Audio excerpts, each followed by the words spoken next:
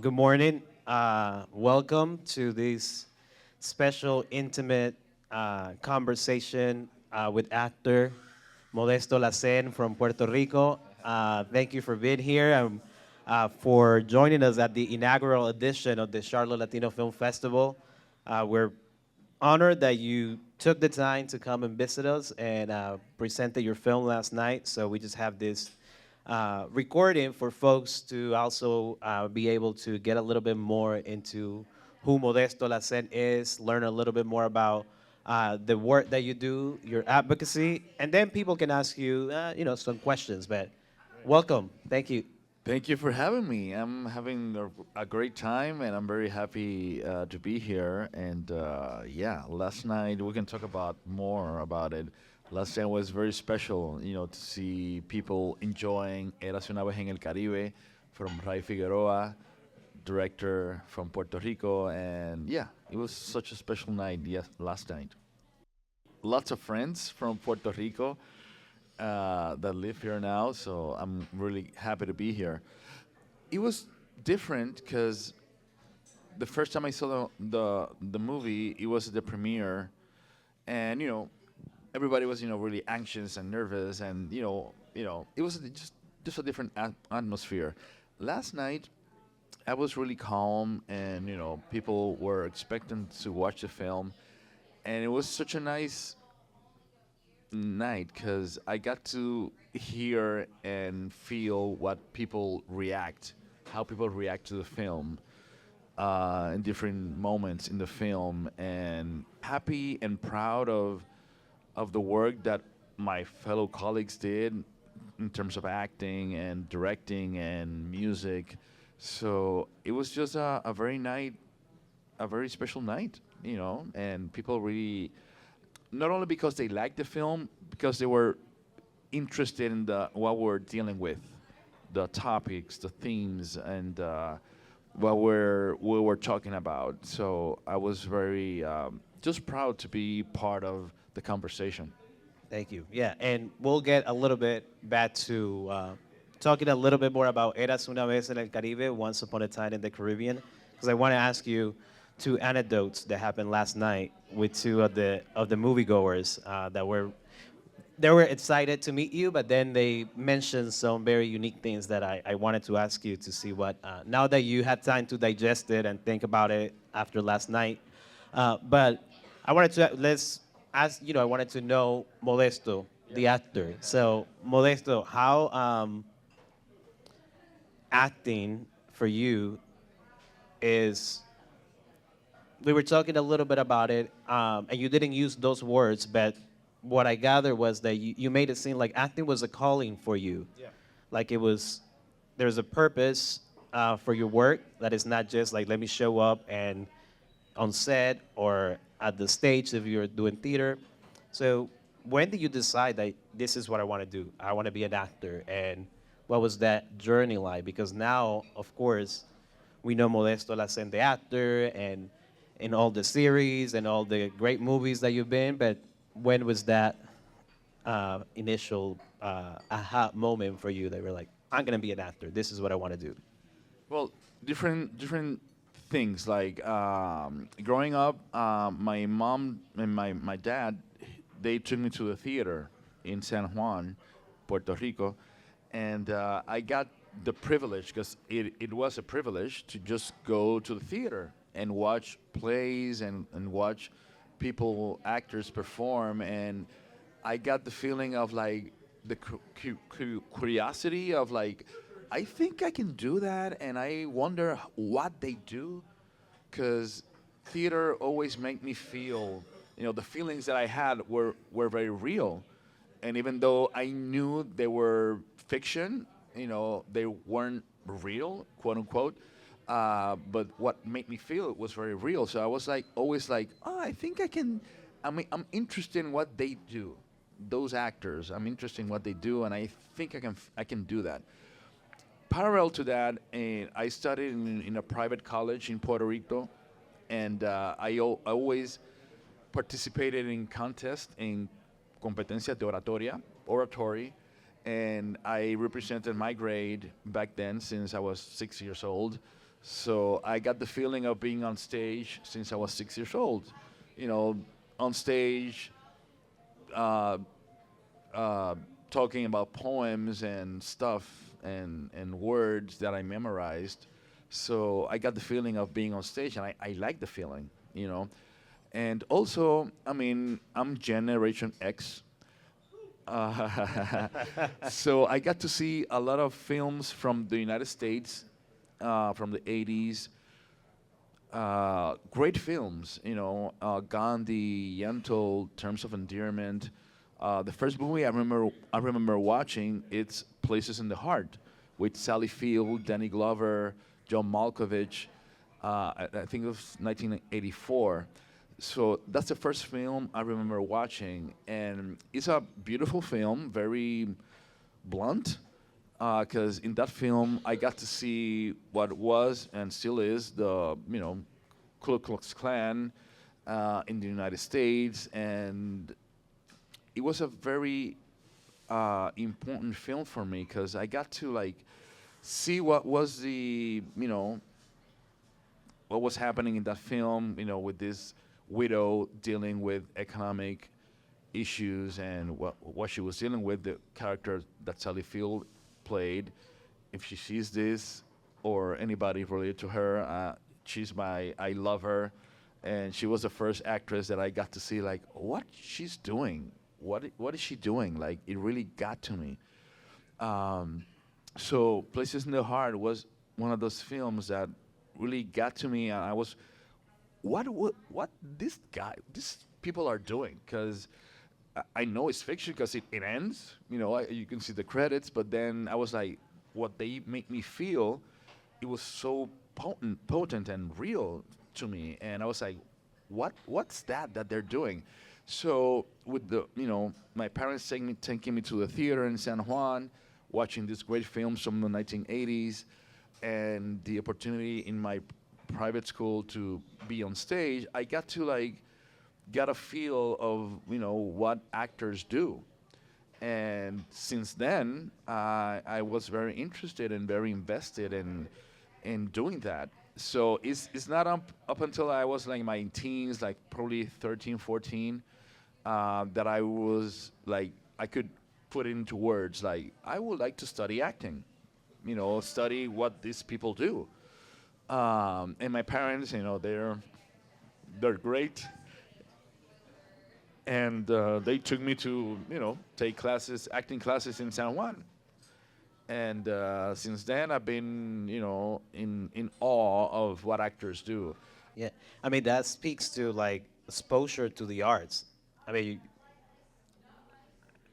I know I'm preaching to the choir here, but when kids have that exposure to the arts and to what performers do and what it makes us feel, it changes you.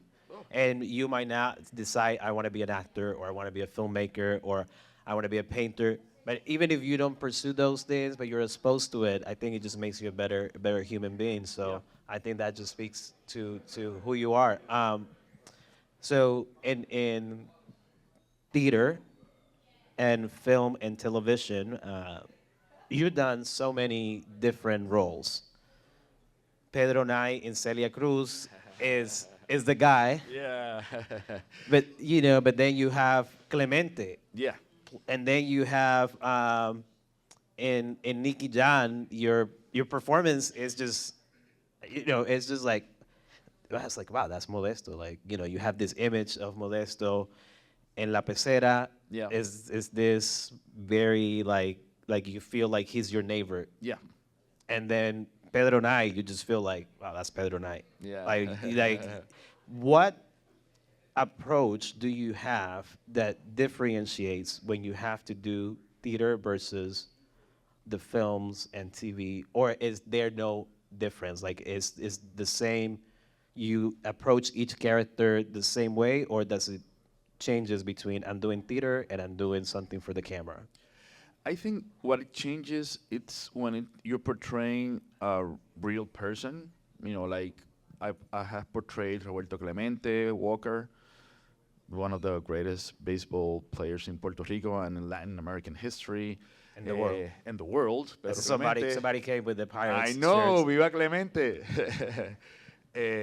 I portrayed Pedro Knight, who was Celia Cruz's husband, and a human being that was so proud and passionate about Celia Cruz that he was a musician, and he let that aside, and he was just Celia Cruz's support and husband and the love of her life. I also played Rafael Hernandez, who is a composer from Puerto Rico, who wrote Preciosa, Lamento Borincano, a whole bunch of beautiful songs in Puerto Rico. I've also played Miguel Enriquez, who was one of the richest persons in Puerto Rico in 1800s. So I've got to play people who actually lived. And for me, that's the difference between roles that I play, because when people, they're not imaginary, actually people that lived and has family, and for me it's very important to pay respect to the family and who the person was, but also portray them as human beings. Like Roberto Clemente, for example, he's a beautiful example of tenacity and courage, but Clemente had issues. He dealt with racism in a very blunt way when he was playing for the Pirates. It's in 1955. Pedro Knight, he flew from Cuba when the revolution started back in the day. So for me, those things are very important, to just portray them as human beings, knowing their circumstances and what they came from and what they're dealing with, so I can be a human being, portraying them. But for me, it's very, very important to pay respect to people who actually lived. Pero in terms of theater and film, like, there's no difference in terms of research, in terms of preparing for a role. Actually, I'm about to shoot a film next Sunday in Puerto Rico. In Puerto Rico now, and we can talk a little bit about that. We're now doing a lot of films. Like the film, we don't have an industry per se, but there's a lot of films going on in Puerto Rico now. And I'm about to shoot something next week, which I talk with a psychologist, because I'm playing a guy that abuses his wife, and I just need to understand the mentality of a person who does that. So I spoke with a psychologist. Tomorrow morning I'm going to study a little, just to understand and get to feel it in my body, in my mind, in my imagination, how I can portray that in a truthful way. So there's no difference, but for me, when I portray a real human being, I take it very seriously, because there's family. They're still alive. I'm glad to say that I'm friends with the Clemente family in Puerto Rico. I got to meet the family of Rafael Hernandez, his late wife, who passed away a few years ago, but I'm friends with his sons.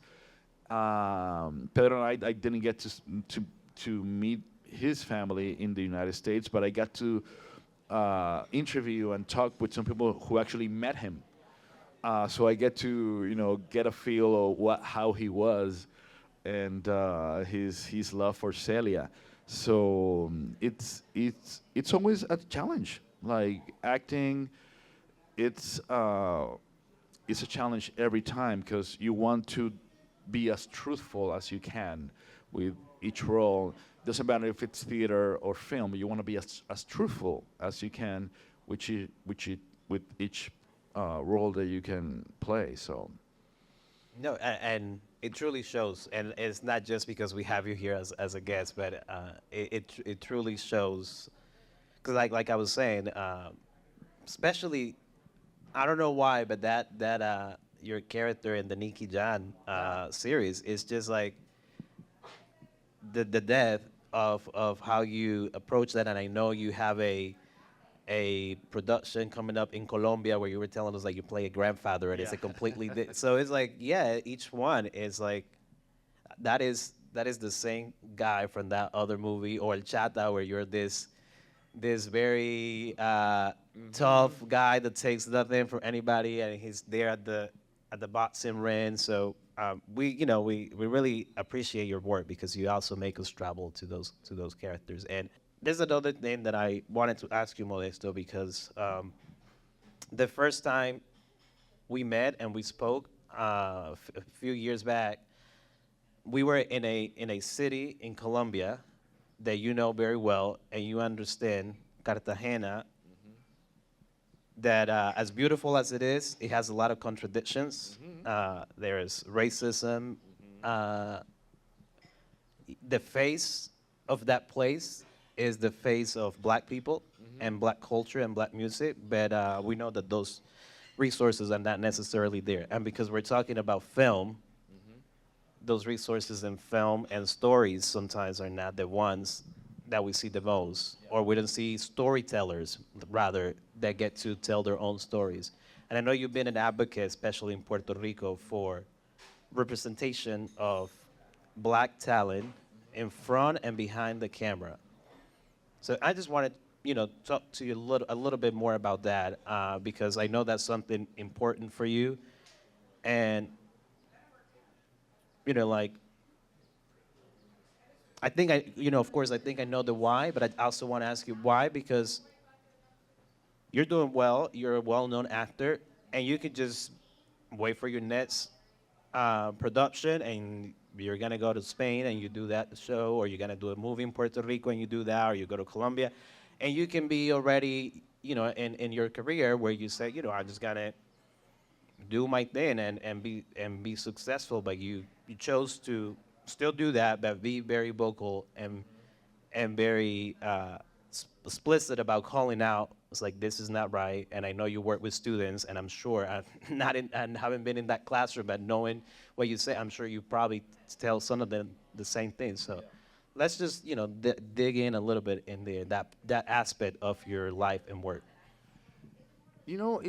I mean, I became an actor because I wanted to be an actor. I'm still in awe of acting. That keeps me going. I'm still in awe of great actors, what they do in Puerto Rico and abroad. But like, you know, when I went to college at the University of Puerto Rico, I got to understand that not only that I was, doing my work as an actor and a student back then, but also I was representing people. And at least in Puerto Rico, there were very few black actors and actresses. Were very few. We're a handful, probably like 5 or 6, that we keep on working. And I became aware of that.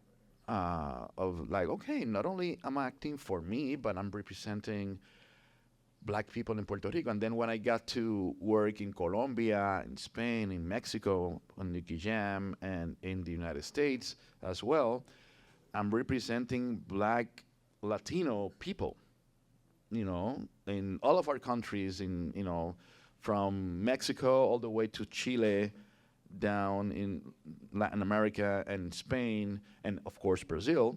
There are black people in all of our countries. There are black communities in all of our countries, and black communities are key to the development and the culture of every country. For example, I did a play about Carlos Gardel, the great Argentinian singer, and I got to understand that tango came, from black communities in Argentina.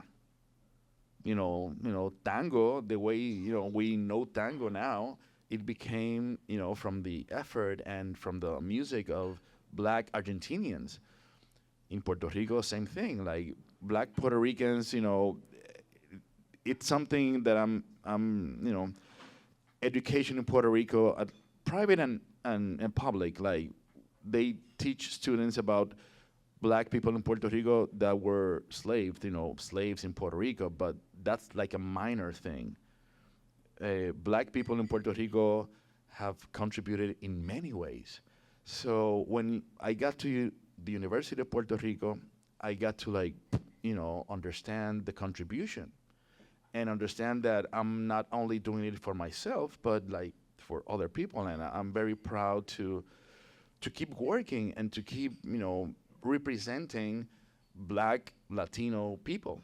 I'm not Cuban, but like I've played Pedro Knight not only in the series from Telemundo, but I played Pedro Knight in Off-Broadway in New York. And I've lived in the States and I've worked and I've studied acting here. And every time people tell me, "Where are you from?" "Puerto Rico." "Oh, okay. Puerto Rico? You don't look Puerto Rican." Like, well, I'm as Puerto Rican as Ricky Martin, as Jose Ferrer, as Raúl Juliá, and for me it's very important to like take space, you know, and every time I get to work in a play or in a film, just to own that space, because we deserve it and we're here, and also for me it has been like an opportunity when I work here in the United States and I talk with fellow actors in the United States to bridge that gap because for example, I got to enjoy the Broadway play about Fela Kuti, the African music and composer Fela Anikolapo Kuti, and I got to share with all of those actors, and I remember one of them telling me, "Oh, you're from Puerto Rico, but you're not black. You're Puerto Rican." And I was like, "No, I am black and Puerto Rican, both things. One thing doesn't contradict the other one." So for me, every time I get to work here or work in a film, is to bridge that gap between the African American experience, which Puerto Ricans have lived and experienced since 1917 officially, Clemente being one of them, because if I don't talk, anybody who sees me, I'm an African American. But when they hear me talking, "Oh, okay, you have an accent, so yeah, I'm from Puerto Rico." So for me, it's just very important, and I feel very identified with the work that African American actors do here. Denzel Washington, Viola Davis, just to mention two of people that I've seen on stage that I really admire. But also in Latin America, for me, it's very important to portray black people not only in the historic and cultural life of our countries, but like people who actually think and are professionals in any area, and people who are invested, complex people, because Characters. yeah, complex people that live and think and have issues and like any other people. So for me, it has been very important, but I became aware of that when I went to college in the University of Puerto Rico, that, okay, I'm representing. And it makes me, it's a huge load to carry, but I do it because my parents and my grandparents didn't have the luxury, and same thing, I know from other black people in Latin America. Our grandparents didn't have the luxury of doing what I do. For example, I think about my grandparents, and they barely spoke English. One of my grandparents was a fisherman. The other worked in the sugarcane alleys in Puerto Rico. My grandmothers, they were housewives, and they barely spoke English.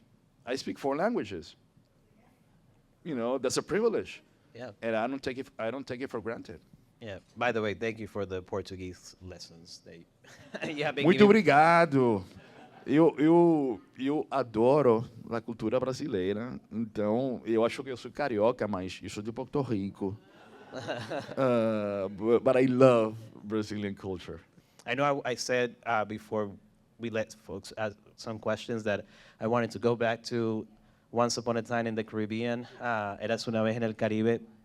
Last night, one of my favorite moments was that there was a woman from Trinidad in the movie, and she came over and spoke to you, and then she was like, "Oh, I really liked it. I enjoy your character. It was very."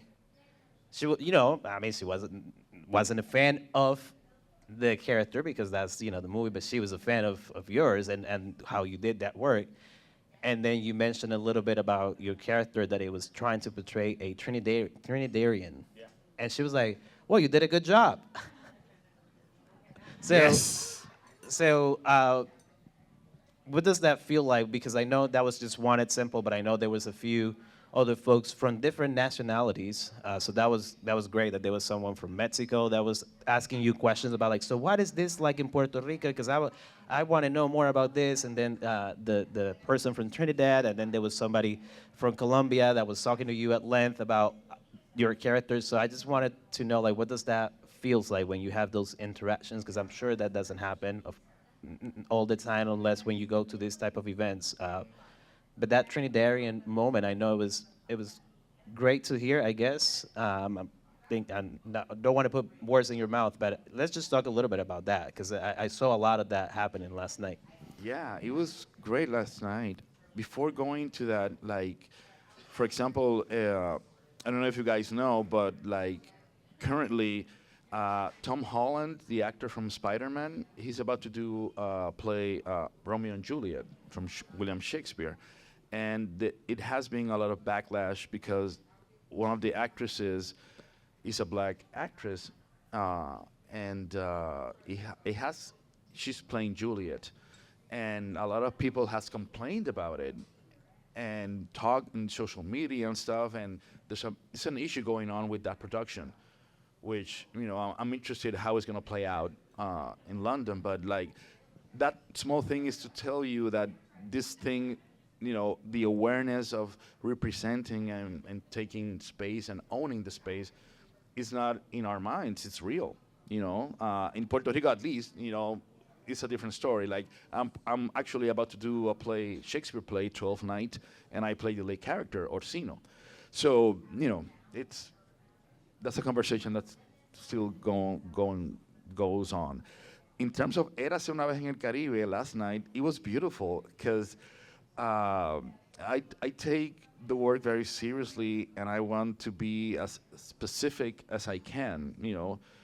Good acting is specific, and I worked with a filmmaker that is from Trinidad and Tobago that actually recorded the lines for me so I can go into the accent. And for me, that was the best compliment last night because a lady from Trinidad and Tobago told me, "Oh, you really did a good job. Like, I got it, And for me, that was it, because good acting, it's not, you don't want to see an actor acting. You want to see an actor being the character and the role.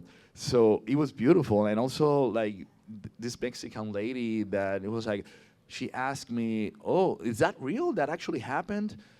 And I was like, I mean, the movie is a metaphor of what has happened in Puerto Rico about, Spanish being, Spanish country being the conqueror of Puerto Rico, and then in 1898, the United States being then the conqueror of Puerto Rico up until now. So for me, it was beautiful just to like hear the people reacting to the film, not only to my work, the work of my colleagues, which a lot of them I admire and respect. It was beautiful, and for me, but that compliment from the lady from Trinidad and Tobago, that was it for me, because another fellow black person who actually recognizes herself in the work that I do, that's it, And one of a guy asked me last night. So in the film, speaking in English with a Trinitarian accent, but then I speak Creole in the film. And one of the guys asked me, what language were you speaking in that time? And I said, that's Creole. Because also in the film, we're talking about the Caribbean. Spanish, English, Cuba. In our movie, the lead actor, Hector Aníbal, he's from Dominican Republic. Dolores Pedro, she's from Cuba. She lives in Puerto Rico.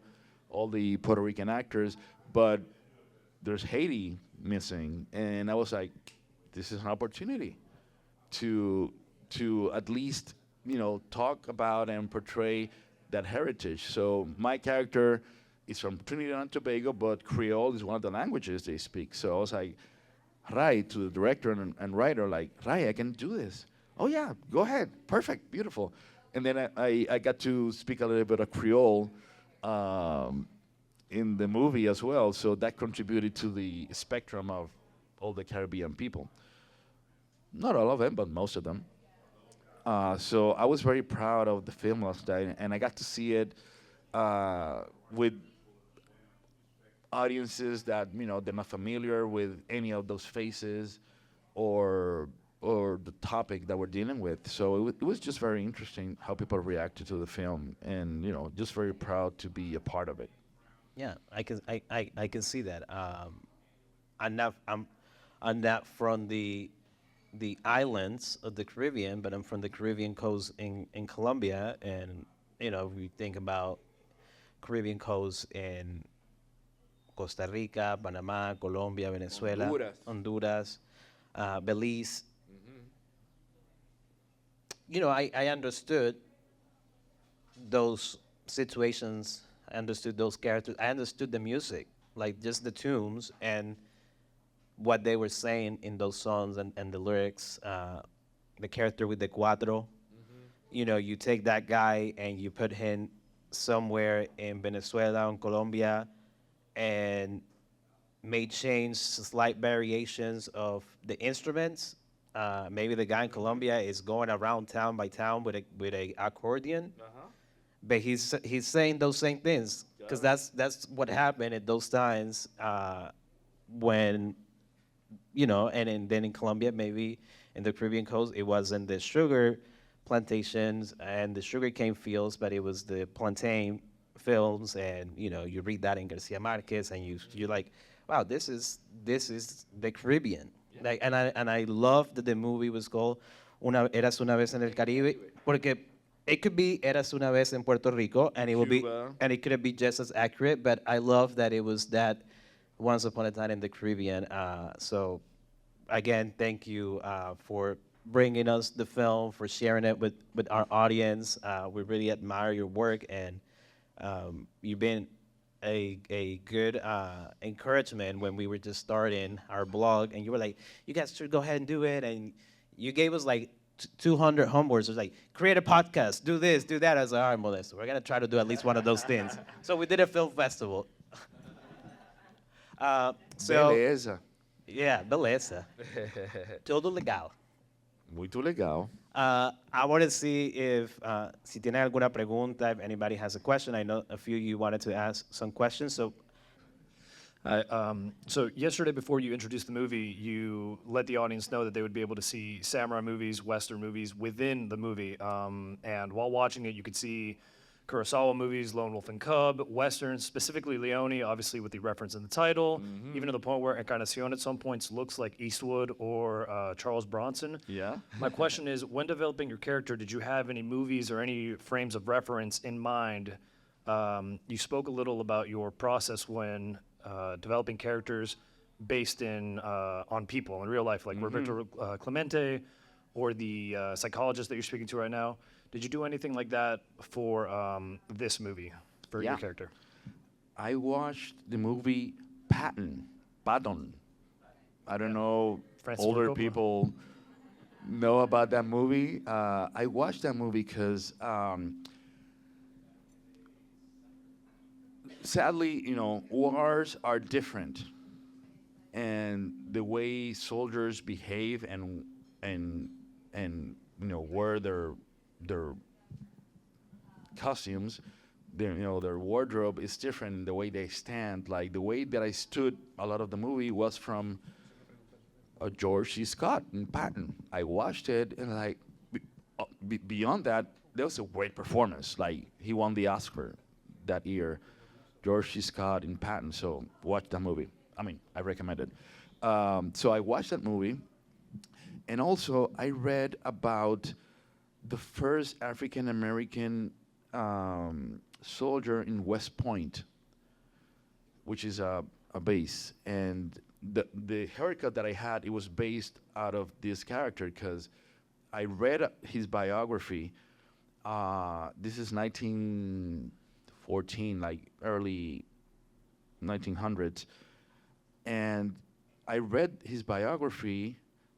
I copied the way he was, he had his hair. But also, I read that, he was so adamant of being perfect, because back then, this is before Martin Luther King, before, Jim Crow, blah, blah. So he had to be as perfect as he could because he's in a power position, but he's a black guy, black man. So I read that, it made the whole sense for me.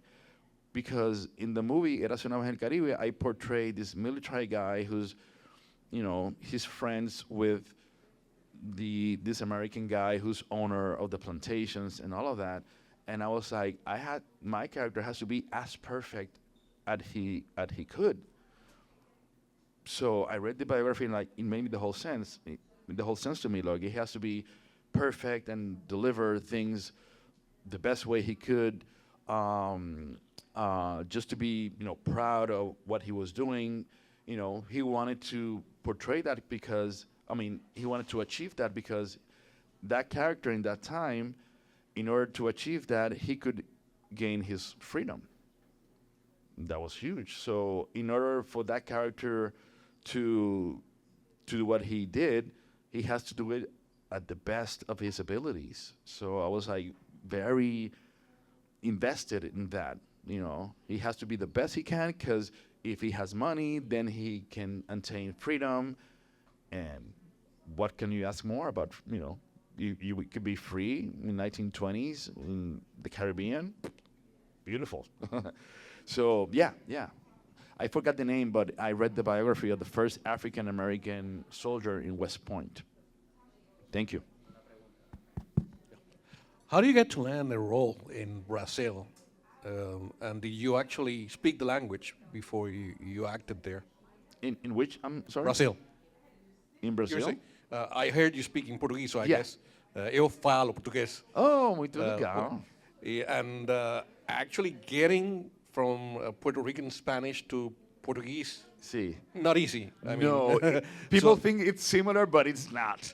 So being there, I imagine it was quite an adventure over there. But how do you get to land an acting role in Brazil? Yeah, interesting. I lived in New York for about 8 years. So I have a friend, Monica Stoyer. She's Brazilian. She speaks Spanish and English, and she told me there's a Brazilian company in New York. They're doing auditions for this play. And it's physical theater. And I know you do that. When you want to audition? Yeah, of course.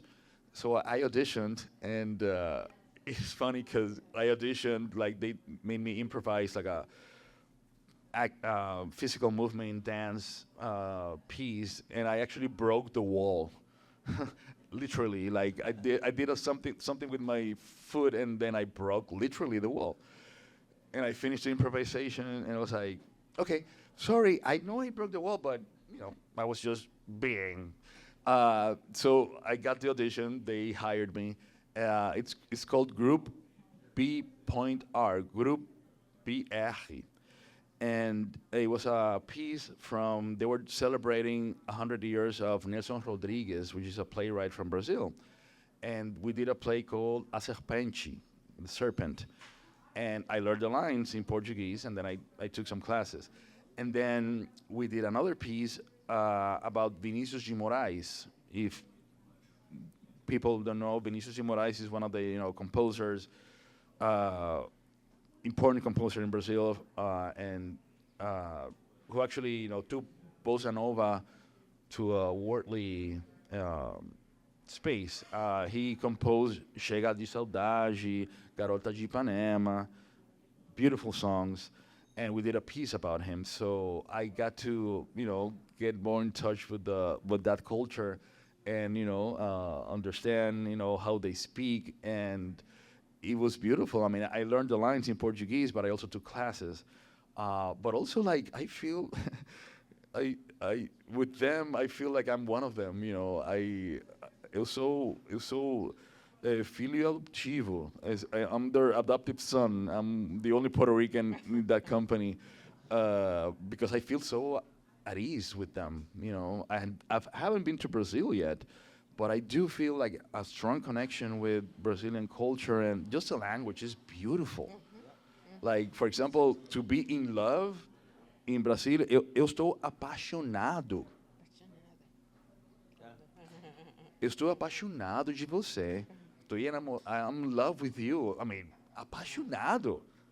Beautiful. And saudade. Saudade is one of my That favorite words. word doesn't exist in Spanish because it you know, it's nostalgic, but it entails a whole bunch of stuff. So I just fell in love. But I took some classes and then, you know, just, you know, felt like I was one of them, and I'm looking forward to work with them again. And they're based out of New York, and I spoke with the leader of Group.br, and she told me, "When are you coming back to New York? Let's do something," because I love working with them, and they're also like waiting for me to go back to New York to do some other work. So I'm just very happy that I got to work with them and get in touch with that other country that doesn't speak Spanish, but we have similarities, a whole bunch of similarities in our history and stuff. So yeah, eu acho eu sou carioca. I think that I'm Brazilian sometimes. Hola, buenos días, Hola. Modesto. Te graduaste de la UPI, dijiste. Sí, ¿En qué Universidad de año? Puerto Rico, Río Piedras, Gallito, año, Jerezana. año 2000. Ok, felicidades. Yo también me gradué. La otra pregunta es, ¿cuál sería tu rol? ¿Sabes? Si tú pudieras hacer un personaje, ¿cuál sería ese personaje, tu personaje ideal para llevarlo a la pantalla? Roberto Clemente Walker. I've got to play Roberto on stage, and I did a short film on Roberto. And the play, I had the privilege that Roberto Clemente's sons were in the audience, and it was powerful because Roberto Clemente's sons are like big man, you know, very big man. And I remember in 2011, when they got to see the play, they lost it. They were just crying and they were bawling. And I remember watching them crying like kids. You know, I say that they're big men, they are, but when I saw them, they were crying like kids, missing their dad, which actually happened. Doña Vera, who passed away, Clemente's wife, got to see the play, and she was moved. She was speechless when she saw the play. Ramiro Martinez, who was a Cuban sports caster in Puerto Rico who knew Clemente, got to see the play. And also Clemente's brother, Matino, who's alive in Puerto Rico. He's 94 years old, actually. And yesterday, this is April 12th, right? 13th. Today is 14th, actually. Yesterday, they had the presentation of a book about Roberto Clemente's brother, talking about his journey with Clemente. He's the older brother, and he's still alive and kicking. Justino Clemente Walker, Matino, who I had the privilege of meeting, and he saw the play. Same thing. They were just speechless because there's a physical resemblance with Clemente, thanks to my parents. Clemente was very good looking. So, gracias, papi, mami. But also, there's a connection, you know, like the struggle of being a black Latino in 1950s in the United States. Clemente started playing for the Pirates in 1955, before Martin Luther King, you know, civil rights movement stuff. And actually, Clemente knew Martin Luther King. So, for me, Clemente is one of those roles that I just identify with him in a very organic and ancestral way. Hopefully, they'll do the film before I get older. But yeah, I would love to do Clemente because it's one of those things that I understand in a very organic way. I don't know if you got to see the film La Vie en Rose from Edith Piaf, Marion Cotillard, brilliant French actress who got to play Edith Piaf in that film. I saw that film, and I'm a fan of Edith Piaf, and I was like, nobody could have done something like she did, because she's French, and she understands the idiosyncrasies and the nuances of the culture. Same thing, like, nobody can tell me about being a black Puerto Rican. So, let's see. Clemente family, let's make this happen. I'm about to be 50. Let's do this. Tenemos una última pregunta. Sí. So I'm a film student and I'm Honduran. And when you were talking, you were like saying that you advocate for like more representation of Afro-Latinos. And I wanted to ask, like, what advice do you have for like for me, I definitely want a lot of like some Honduran representation in the media because like there's none. So like I just wanted to ask like advice with like wanting to like you know like get that representation and like you know tell those stories because I'm like not really sure where to start. And I mean you know like in like telenovelas they always put like white Latinos instead of like putting brown or black Latinos. And yeah, I just definitely want representation of like Honduras and stuff. So yeah, just Where are you from? I'm from Charlotte, but my parents are from Langevalle and Colón, Honduras. Okay. Yeah. Yeah, I went to Honduras, to Roatan, which is an island in Honduras, and I got to meet the Garifuna Yep. community, and I was in shock. Because I was like, these are my cousins, and my parents, and my brother, and the food, and, you know, I was like, wow, interesting. My advice is to just, like, you know what? If you want to do a play, a film, just hire actors for what they can bring regardless of their color. In Puerto Rico, I can say that I've been fortunate that I work a lot, and I work in plays and films that are necessarily a black actor doing a role. It's just because they hire me.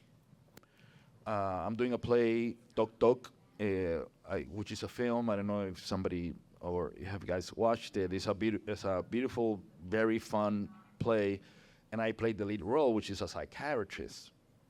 And I know they hired me because of me, not because I am black.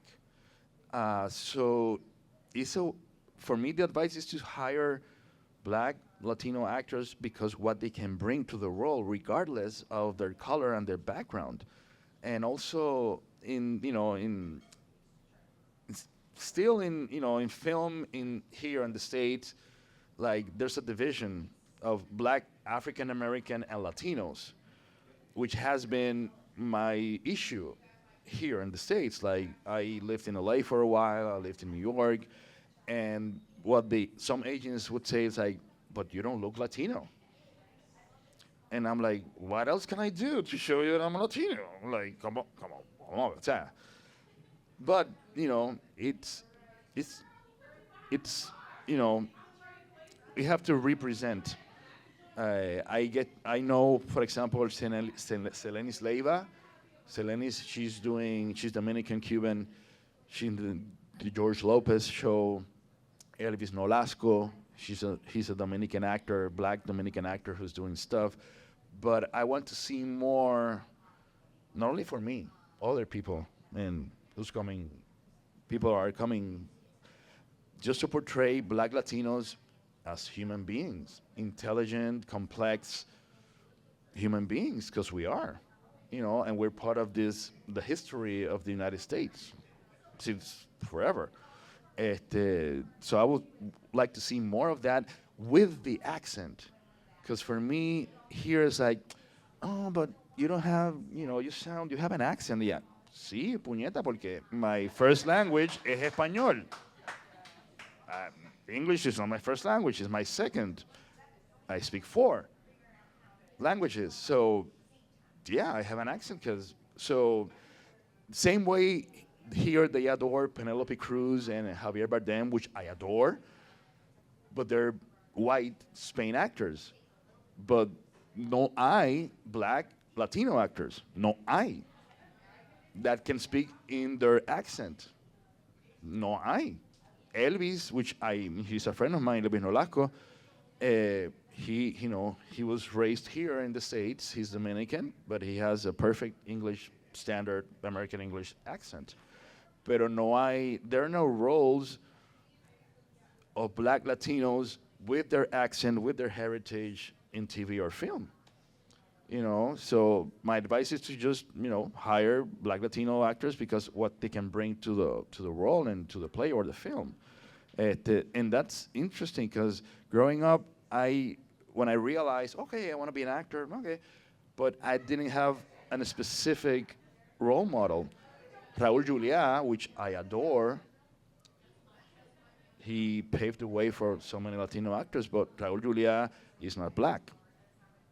Denzel Washington, which I adore, and I got to see him in theater, and Viola Davis, for example, and Lawrence Fishburne, like a whole bunch of black actors. They're black actors, but they're not Latinos. So there isn't yet a black Latino actor in that space or in that league. So we have work to do.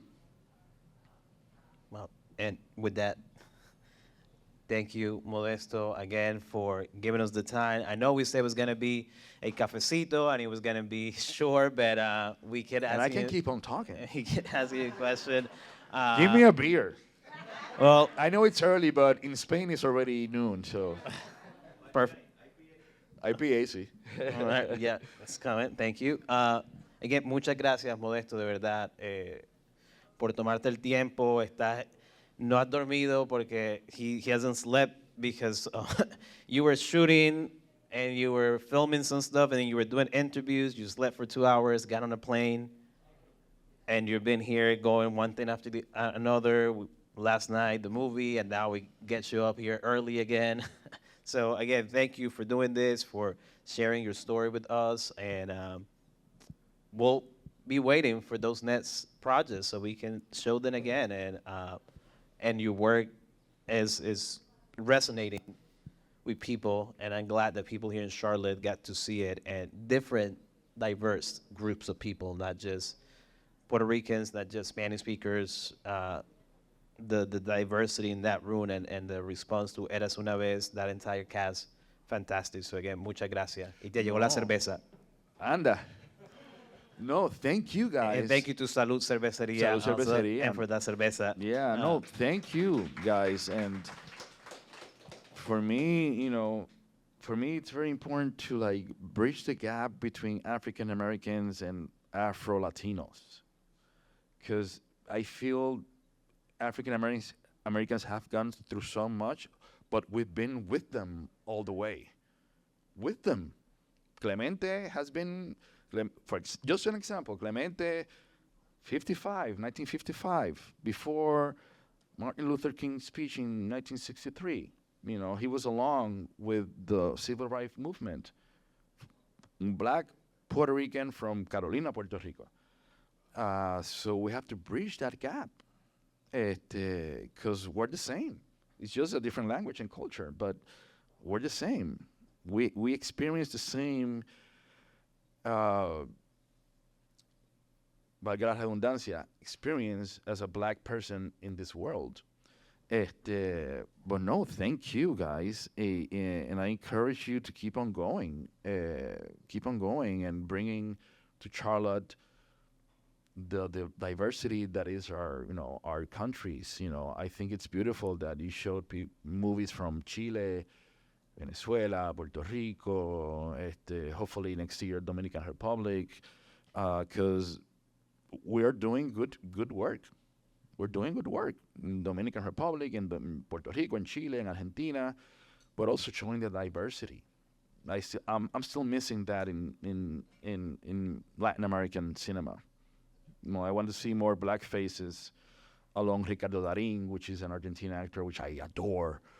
along with him. And in Mexico, I want to see black faces in Mexican cinema. And not only being the servant, being the lawyer and the lead actor and being present. So thank you. Thank you for opening this space. And I'm just really happy to be here and keep on working. It's just Denzel, I love Denzel Washington. And he's about to do Othello next year with Jake Gyllenhaal. And I'm going to travel, of course, to watch him in Othello. I've seen him in 2 plays in Julius Caesar, and I saw him on Fences on Broadway with Viola Davis. It was just powerful beyond words what he did on stage. Denzel, in one of they paid tribute to him and his work, and he said, "Let's keep on going, let's keep working. See you at work." So consistency is important. If you have dreams without goals, they're not worth it. You have to you have to be consistent. And I just respect him a lot, and he's one of my roles and role models, because the work he's done is just amazing. And just let's keep on working, let's keep thriving, let's keep doing, and see you at work.